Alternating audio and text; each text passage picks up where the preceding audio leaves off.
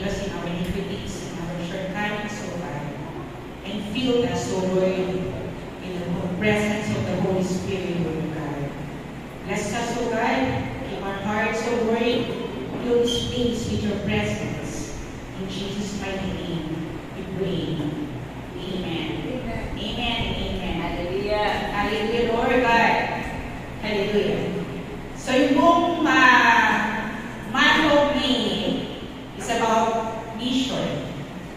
So yun lang po ay iba't ibang topic about mission. Yung ating first topic was the calling. Diba po na dinala sa atin ni Pastor Presi. God bless Pastor Presi, that we are called. Diba? We are called.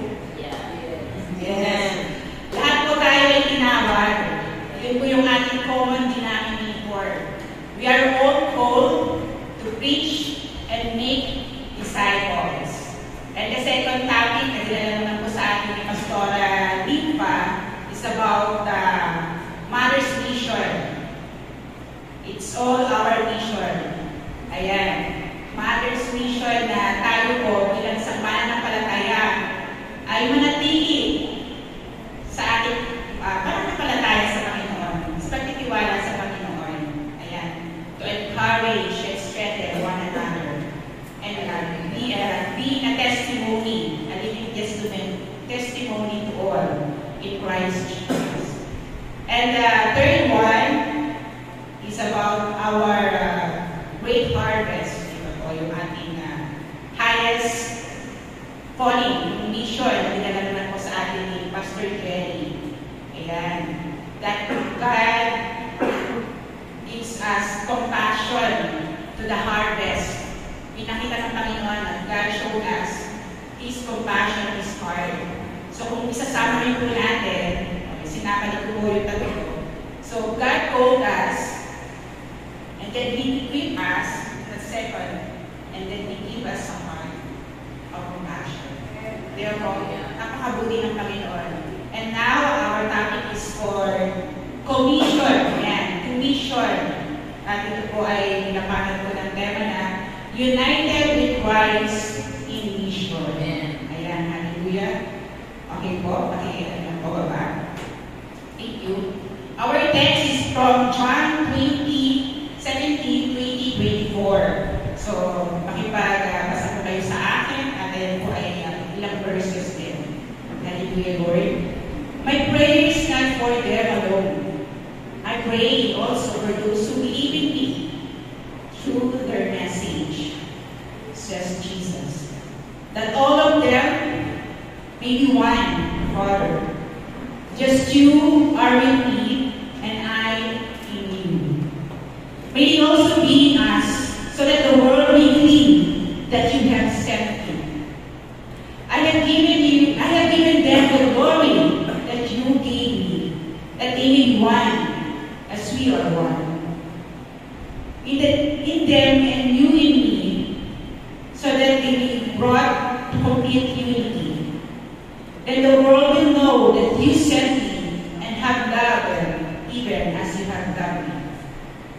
In our 24 verse, Father, I desire that they also whom you gave me be with me where I am, that they may behold my glory, which you have given me, for you loved me before the foundation of the world. Amen. Hallelujah. Pakikabahan po. Hallelujah. Let us first understand the word commission.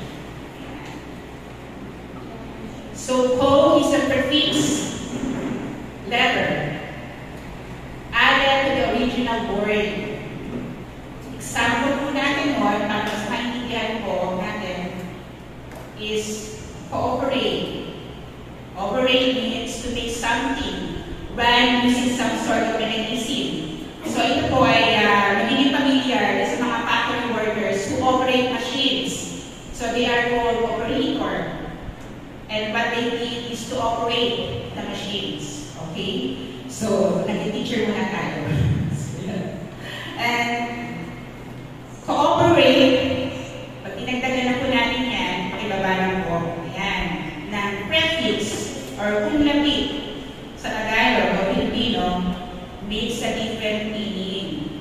it means to work together and act together.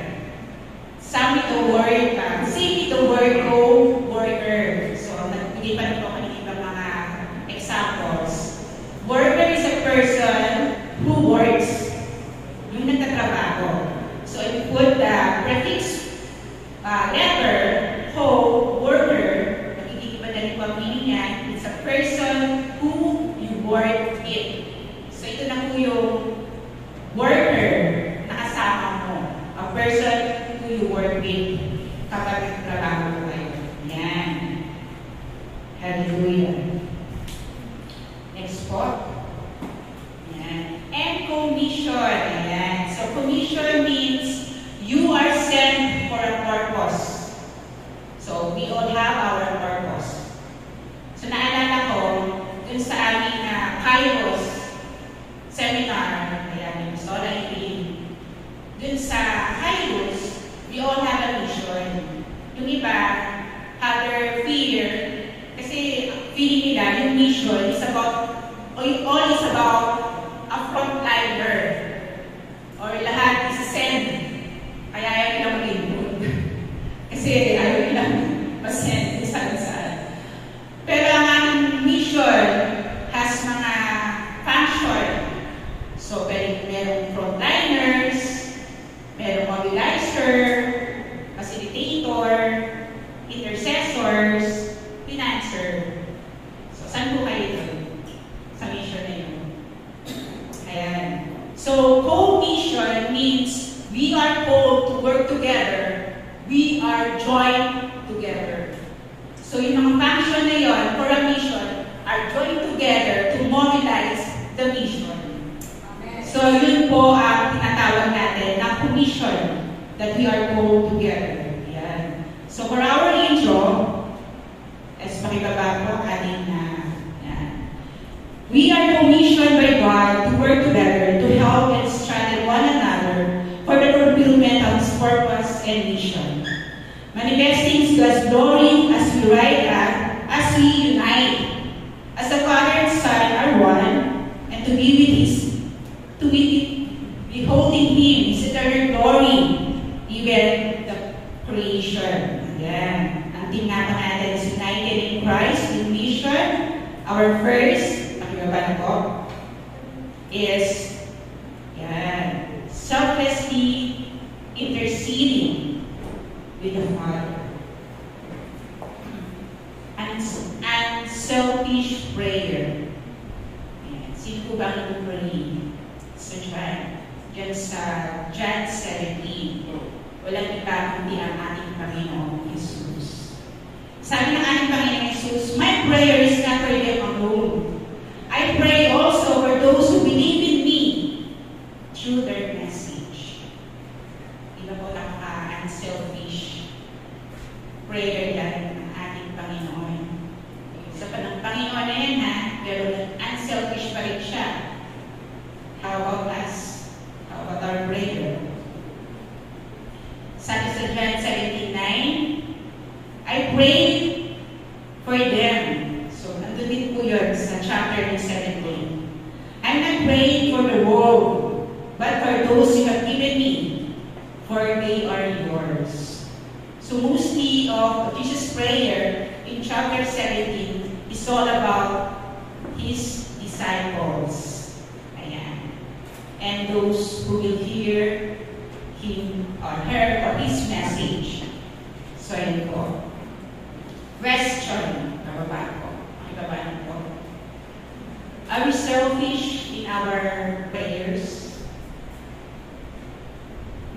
Question po natin ang ating sa mga sarili. Do we only pray for our benefit? Do we only pray for our agenda? Do we only pray for our church? Are we only praying for our Jerusalem, Judea? How about our Samaria? And to the ends of the earth? Church, do we really pray for them? Let us ask ourselves. Hallelujah. Are we praying for what is just requested to us? Ayan. Pinapanalangin lang po ba natin kung ano yung inire-request sa atin sa ating mga prayer meeting? Ayan. Hindi naman po masama yun.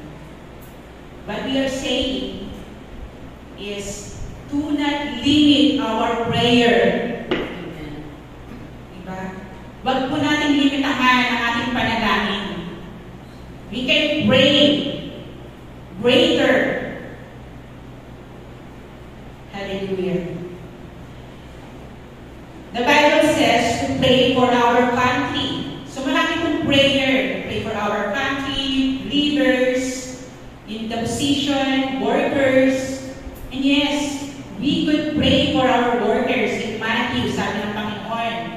It is commanded by God to pray. Pray, ang sabi ng Panginoong Jesus, ask the Lord of harvest to pray for laborers. Ayun. Pwede naman pala tayo manalangin sa mga laborers. Unang po tayo na, di ba? Let us pray for laborers. Let us pray for our mission. Let us pray for our frontliners. Let us pray for our finances. Let us pray for our other churches to be one in spirit and in truth, in the program of God and in the Judaism. Let us pray, church, not only for our Jerusalem, our family, kasi common na yun eh. Gustuan na yun na kapag nag-pray tayo talagang kasama yun. But how about the outermost, the Samaria, that symbolize the enemy? How about them? Hallelujah. How is our prayer? Our second question. Kamusta po ang ating panalangin? Ito ba'y nasa kalooban ng Panginoon? O nasa kalooban natin? Is our prayer in accordance with God's will? Hallelujah. Tinurutuan po tayo ng Panginoong manalangin sa Matthew. Iba yung Lord's Prayer. So, dun sa Matthew 6, 9 and 10, God says, this is how you should pray. Father in heaven, our Father who art in heaven, holy be your name, thy kingdom come, thy will be done on earth as it is in heaven. Hallelujah. Thy will be done on earth as it is in heaven. No wonder sometimes our prayers are not answered or unanswered. Hindi na po tayo masusurprise kung bakit hindi sinagot ng Panginoon yung prayer natin. Bakit? Hindi siya according to God's will. So hindi siya kalooban ng Panginoon. Kaya huwag na natin hintayin. Hindi kalooban ng Panginoon eh. Diba? Sabi sa John 16:23, truly, truly I say to you, whatever you shall ask the Father in my name, He will give you. Patras ko ba? Hindi. Whatever you ask, He will give you in my name, in my will, in my word. So it should be according to God's will. And whatever you ask, He will give it to you, church. So when we ask for a worker, when we ask for our finances, when we ask for a laborer, kasi sabi ni Pastor, kapag laborer, he will finish the work. So yun yung difference daw ng worker. Let us ask, church, for the Lord, His will. Yung kalooban po niya, hindi yung lagi natin kalooban. Ano ang kalooban ng Panginoon? To unite us in the body of Christ. Di ba po? Kaya hindi tayo nasasagot. Hallelujah. So in Romans saying 34, Jesus at the right hand of God is also interceding for us. So actually, Jesus is still interceding until now. Amen. So intercession, interceding, intercessors are part of the church, part of the mission. So let us continue to intercede to God. Para sa mga taong dinadala, dadalhin at gustong dalhin ng Panginoon who are called for His glory. Amen. Wag po natin limitahan yung ating prayer. Napakabuti ng Panginoon. Hallelujah, Lord. Sa Hebrews 7:35, He always gives to intercede to them. Sa kanila na tatawagin pa ng Panginoon. Kung ang Panginoon ay patuloy na nananangin para sa atin, paano pa tayo? The more that we should pray, church. Selflessly praying connects us to the people, to God's will. Diba? Kinukonect tayo ng Panginoon sa kanyang kalooban, sa mga tao na dinadala po niya sa atin. And for the people who will believe in Him. As we preach the gospel, as we spread the gospel, as we mission. Napakabuti ng Panginoon that true prayers lang, so powerful. Have faith, church. Hallelujah. And second, meron po tayong assurance of answered prayer according to His will. Ayan. So, assurance po yun. Na-answer na yung prayer natin as long as according to His will. Gano'n man po ng katagal yan, it will be given. Hallelujah, Lord. Isip pa po ba kayo? Amen. Napaka-serious. But this is serious. Yes, serious. Pero kailangan po natin na ninanam lang niyo po. Ayan. Second po natin is prayer for complete unity with God. Hallelujah. A, with God, verse 21 hanggang 23 ng John 17. A, be united in faith and love. Verse 21, that they will be one, just you, Father, and me, and I in you, that they also may be in us, so that the world believe that you have sent me. Verse 23, and in them, and you in me, that may become perfectly one, that they may become perfectly one, so the world may know that you have sent me and love them even as you love me. Yan. God joined us with His love, faith. Therefore, people will believe in Christ. So yung kanyang resurrection, sige pababaan ko.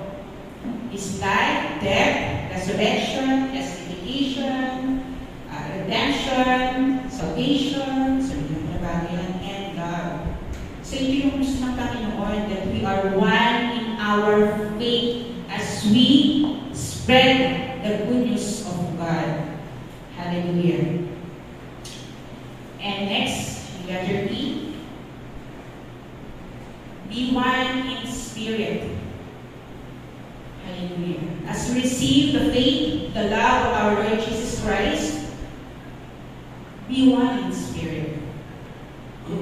Verse 22, the glory that you have given me, I have been given them, that they may be one as you are one.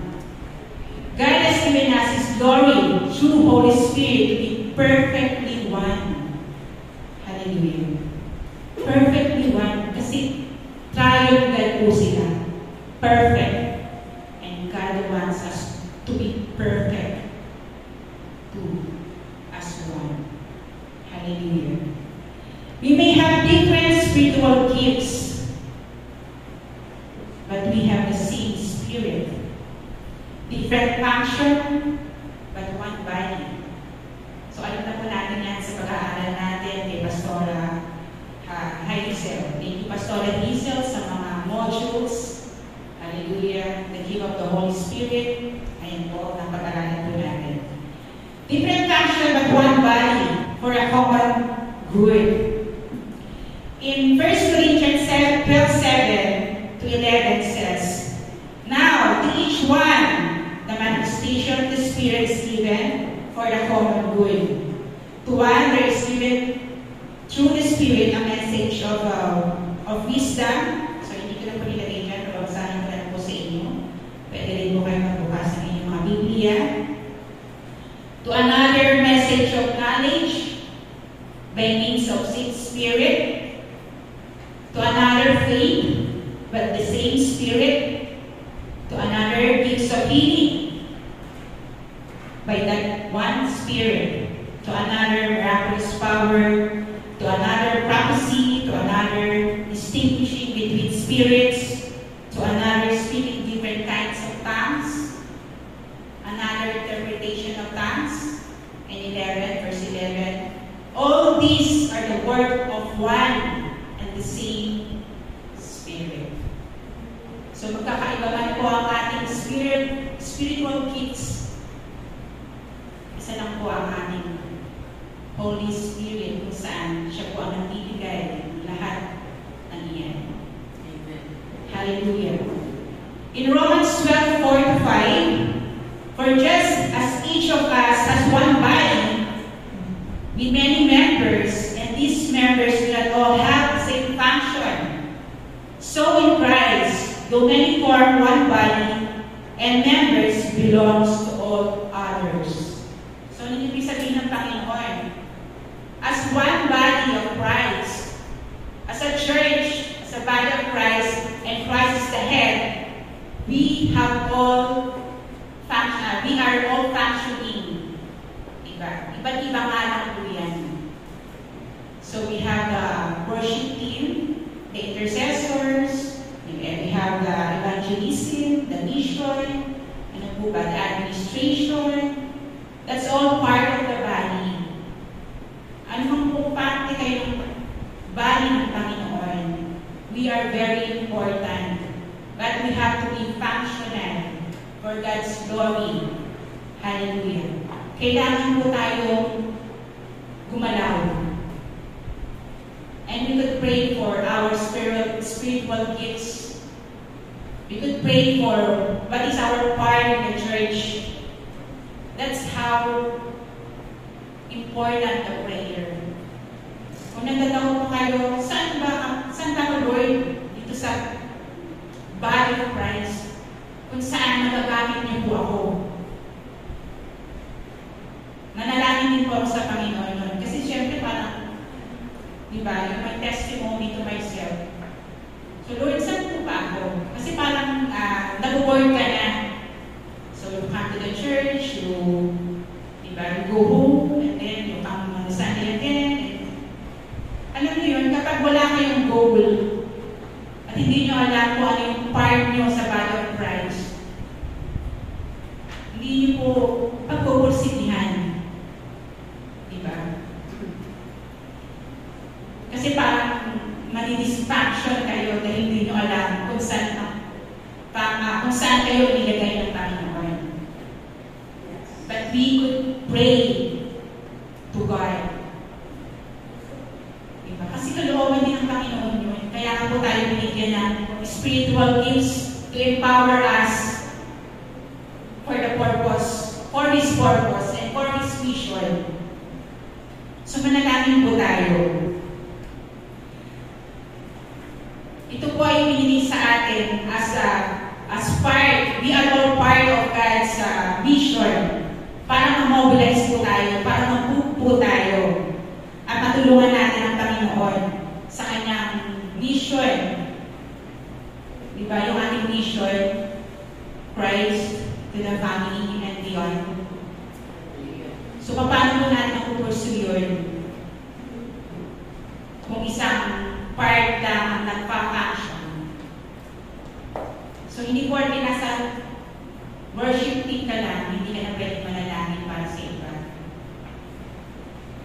Meron pong spiritual gifts, or meron po tayong kakayanan, combined dun sa mga gifts na yun, pwede tayo humingi sa Panginoon kung ano pa ba ang mga gifts na pwede natin gawin at gamitin to grow as a church.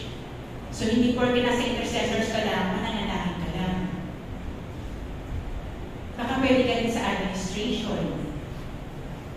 Baka pwede ka rin sa service. Diba? Tayong lahat kailangan ko ng Panginoon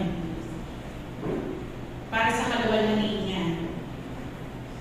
Para ipagpatuloy po natin ang kanyang mission to go beyond, which is our vision and mission. Hallelujah. So although we are different in our spiritual gifts, different, although we are parte po tayo ng church, ng body of Christ, we should function para sa kaluwalhatian po ng Panginoon at para mag-grow, magbigay ng encouragement sa bawat isa, to strengthen one another. Kaya kung meron tayo yun. Meron din nga akong gifts of giving, gifts of encouragement. So napakarami po. Pwede po natin panalangin sa Panginoon for us to function as one. As the Father and the Son is one, the Holy Spirit, ganun din po ang panalangin sa atin ng Panginoong Jesus, to be one with them, to be perfectly one. Hallelujah. Yun po yung puso niya para sa church. Hallelujah, Lord. And our third, aking klase po. Ayan. God's desire for fellowship and behold His eternal glory. Ayan. Kaya naman pala eh. Kaya pala gusto ng Panginoon na to make us one. Gusto niya tayong makasama, makapiling, lahat. So, hindi lang po ako. Hindi lang po si Pastora Ninfa, si Pastora Eileen. Kundi tayong lahat po. God wants to fellowship with us, to commune with us. Paano po natin gagawin yun kung hindi po tayo isang spirito? Kung nagkakanya-kanya po tayo, kanya-kanya prayer, kanya-kanya concern, kanya-kanya gusto, kanya-kanya. But God is praying for us to be one. One spirit, one body, one heart. Hallelujah. Father, I desire that they also whom you gave me may be with me where I am, that they may behold my glory which you have given me, for you loved me before the foundation of the world. God wants us to be with Him and experience His glory, His eternal glory. Kasi kapag pinursue natin ang mission, ang purpose, yan po ang ating makakamtan. Diba? I can't explain the eternal glory of God before the world, before the foundation of the world. Kasi yun po yung ibinigay. Iniwan niya para sa atin. Diba? Yung pagiging Diyos niya, almighty and powerful, iniwan niya para sa atin. At ngayon, gusto niya na tayo makasama for His eternal glory, to see His eternal glory, His splendor, His loyalty, His holiness. I cannot, alam mo yun, hindi ko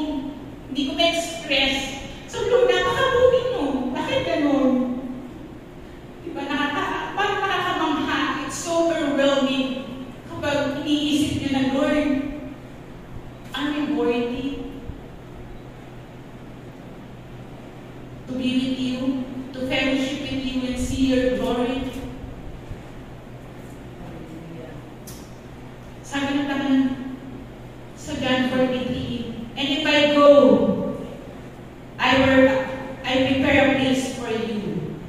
I will come back and take you to be with me, that you also may be where I am. In 1 Corinthians 1:9, God is faithful, who called you into fellowship with His Son, Jesus Christ, our Lord. And in 17:5, and oh Father, God says, Jesus, glorify me in your presence with the glory I had with you before the world began. So yung prayer now ng Panginoon, na na-fulfill na niya yung mission niya here on earth to bring back the glory that He has before the world began. Kaya hanggang ngayon, nag-i-intercede pa rin po ang Panginoon Jesus para sa atin. Bakit po? For us to be with Him and behold His eternal glory, the glory that He has before the world began. Nakaalam niyo po ba yun? Kung saan tayo pupunta? Kung sino ang ating fellowship, ang Father, the Son, the Holy Spirit, Church, napakabuti ng Panginoon sa atin. Make us one word. Fill us with your Holy Spirit. Hallelujah. Maraming pong salamat, Panginoon. And for our conclusion, tapos na po yung conclusion. God has commissioned us to work together to fulfill the Great Commission. The church may have different parts, but each part is important. Let us not waste God's spiritual gifts that was given to us, empowering us for His purpose. Instead, use it for the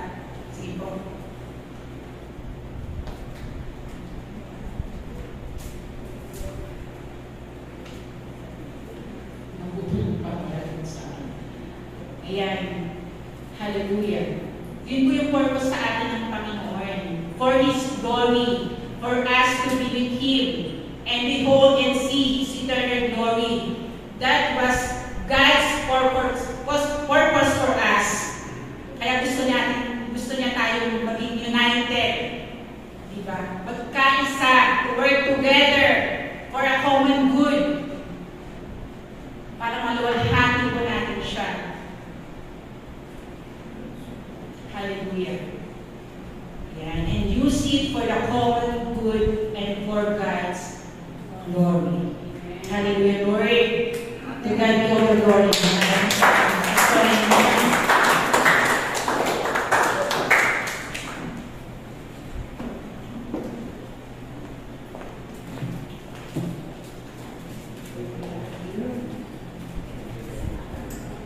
Maraming salamat, Sister Banji. Salamat sa Panginoon sa pagdarating po ba. Ngayon po natin nakikita na ang mission ng Panginoon. Hindi lamang po para sa labas. Hindi po ba? Kasi kadalasan na nakikita natin ang mission ng Panginoon ay laging sa labas. Abutin natin ang mga lost na soul. Pero may mission din pala ang Panginoon sa loob ng Iglesia. So, dapat wag po natin kalimutan po yun na ang heart po natin, kahit tulad ng Panginoon, ay laging abutin ang lahat ng nawawala. Pero nalilimutan po natin na may mission din pala ang Panginoon para sa church. So yung church ngayon, na gusto niya maging buo, united, sa isang common na goal at purpose ng ating pong Panginoon, huwag po tayo mawala doon. Nakakatawa din po ba? Naakala natin na ito lang palang mission ng Panginoon. Lagi tayo nasa mission sa labas. Gusto natin naputin yung mga ganito, pero nalilimutan natin na mayroon palang mahalagang mission din ng Panginoon na pinapaabot sa atin at walang iba kundi po ang kanyang mismong Iglesia. So, dapat alam po natin na po yun. Kung ano nga ba ang mission ng Panginoon sa iyo. Sa tingin niyo po ba, alam niyo sa sarili niyo anong mission ng Panginoon sa iyo? Anong mission ng Panginoon sa atin? So, dapat alam po natin po yun. Dahil napakahalaga sa puso ng Panginoon ang Iglesia ng binayaran niya ng kanyang banal.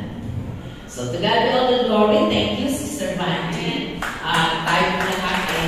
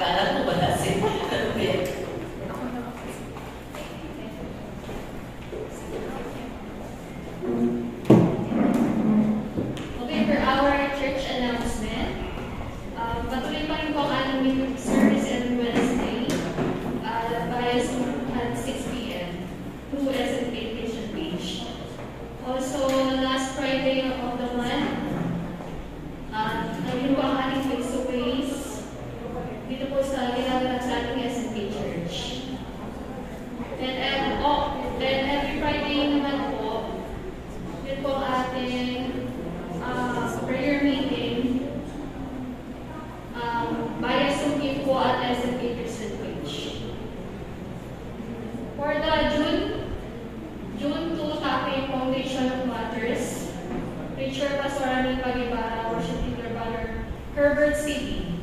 June 9, topic, critical investment of family leadership. Preacher, Brother Joel Patropes, worship leader, Sister Milea Patropes.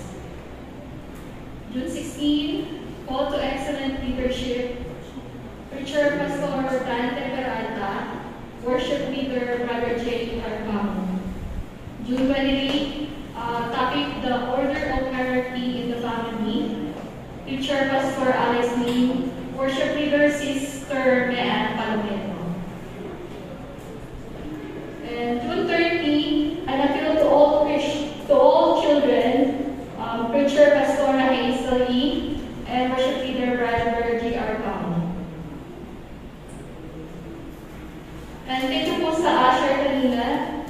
And check nyo na lang po yung ating pong schedule for June 2.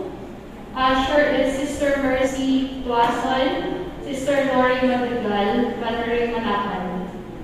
And June 9, Sister Evelyn Madigal, Sister Roland Villanueva, Brother Ryan Mularos. June 16, Sister Brooklyn, ako po, and Sister Vicky Guzman. June 23, Sister Baji Parola, Sister Heidi Corlagdan, and Brother Francis Corlagdan. And sa last Sunday, Sister Belea Patropes, Joel Patropes, Brother Igor Patropes. Opening verses naman po, tingnan po ito. June 2, Sister Roxy Rodriguez. June 9, Sister Heidi P. Corlagdan. June 16, Sister Monique C. June 23, Sister Baji Barola. And June 30, Sister Lani Talian. Every Sunday, our prayer for the sick, first Sunday of the month. Yun po yung binanggit ko kanina yung face-to-face na every last Friday of the month, 4 to 5 p.m. at SNK Church. And for the ambassadors of Purity, meron pa may idadagdag pa po, Pastor. Okay na yung pasahay na.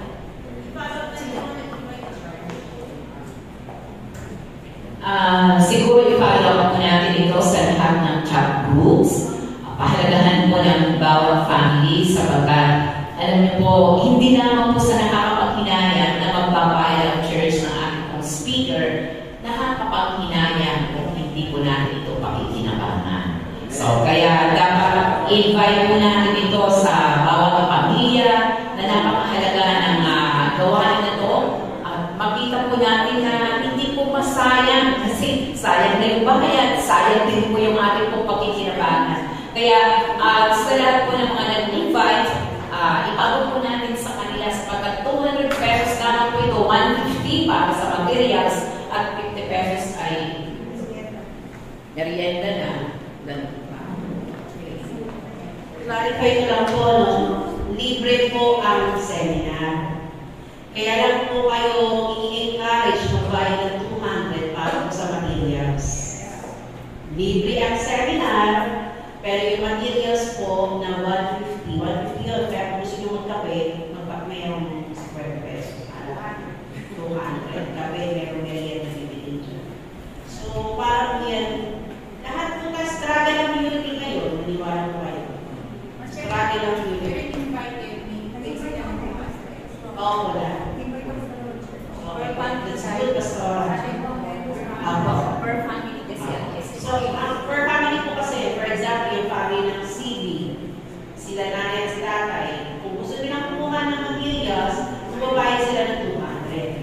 Pero kung a-attend lang sila, kahit hindi sila magbayad ng 200. Kung kukuha lang kayo ng materials, tsaka kung kayo magbabayad ng 200.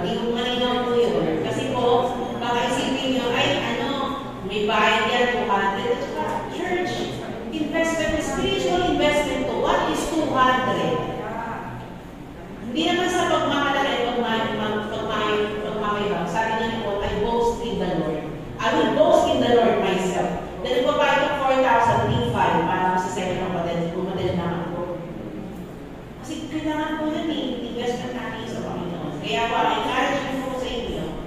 Kumatin po kayo ng seminar, gusto niyo po makakuha ng materials, 200 po. May materials na kayo. Pero kumatin po kayo kahit wala pa kayo, hindi kayo bibili ng materials, ano na po kayo para po ito sa ating lunan. Okay, pa rin lang po yun mga kalusin. Sa kay Pastor Danny naman mo yung sa ating caregiving, tuloy po. So, mamaya daw po tuloy po yung caregiving natin. Sa mga participants po. And other announcement po sa ibang department.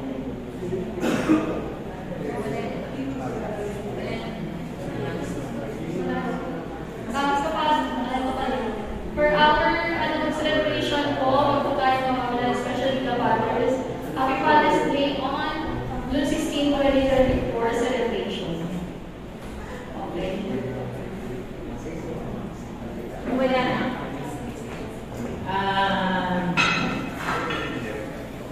Siguro po,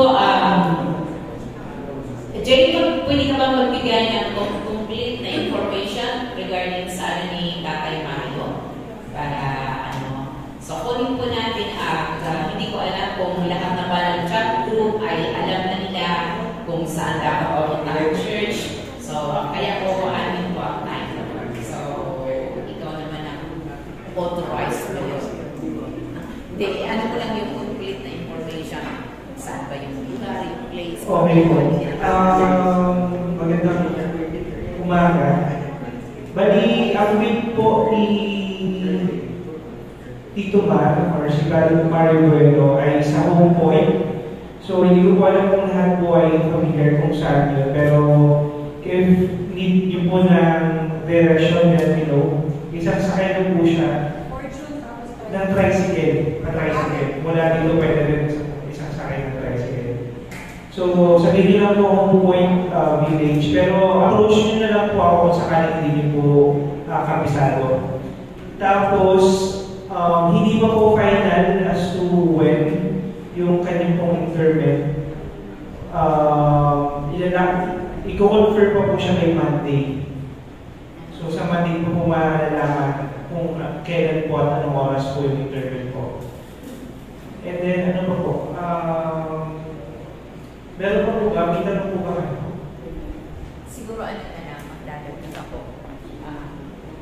Nung nakausap ko si Ninang Fred, kasi nga supposed to be, ito yung kanilang plan B na dito dadalhin. Pero sabi ko sa kanya, kung sakali man na doon pa rin, yung before ko na dalhin ko sa dalhin ko siya dito sa church. So, dito magkakaroon ng service.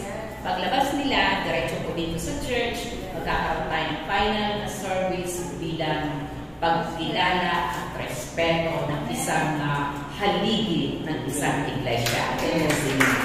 Kaya pakalanan natin ito, pag-invite natin ito sa mga kapatiran, magkaramay po tayo bilang kasama ng ating pong mga namumuno ng nagsimula sa Goya Christian Fellowship at ngayon po ay isang sambahayan ng Kristo. Salamat sa Panginoon sapagkat isa po siya sa mga naging haligi ng ating pong iglesia. Kaya pararalan po natin ang araw na yon. Siguro makipag-coordinate na lang po ako mamaya kay Ninang Fe kung ano ba ang kanilang program para sama-sama po tayo sapagkat tayo po ay isang pamilya. So, wala na po ba? Ayan. So, in preparation po yan sa ating pong anniversary sa June 30. Muli, mananawagan po tayo sa isang final na natin sapagkat sa umaga ay ating pong anniversary at sa hapon po ito po yung ating pong evangelism program na concert po natin. Malalaman po natin yung kung paano po tayo makipag-coordinate ngayon kay Brother Jude, kung paano natin siya na makasama sa araw na yun sapagkat napaka-importante po nito. Kaya ngayon pala mag-invite na po tayo ng ating pong mga kaibigan, kamag-anak para sa araw na yun ng ating pong anniversary. Sapagkat mapapansin niyo po na ang halos lahat ng ating pong program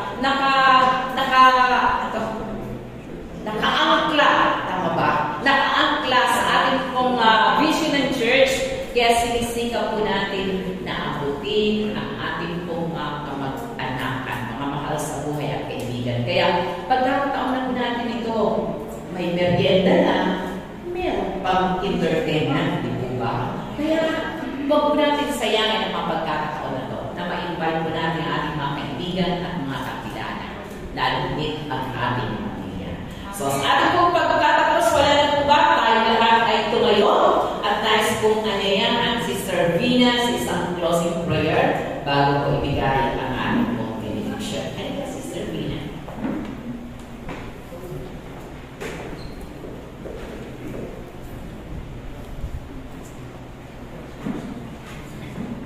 Lord Jesus, salamat po kami. Lahat ng blessings na pinagdala mo sa amin. At sa lahat ng mga answered prayers na namin na kami. Sa pagkatapos po nitong service namin, patuloy din po kami sa aming pag-awit. Jesus mighty name we pray. Ang pag-ibig ng Ama, walang hanggang biyaya ng Diyos Anak, at walang hanggang pamamatnubay ng Diyos Espiritu Santo ay manatili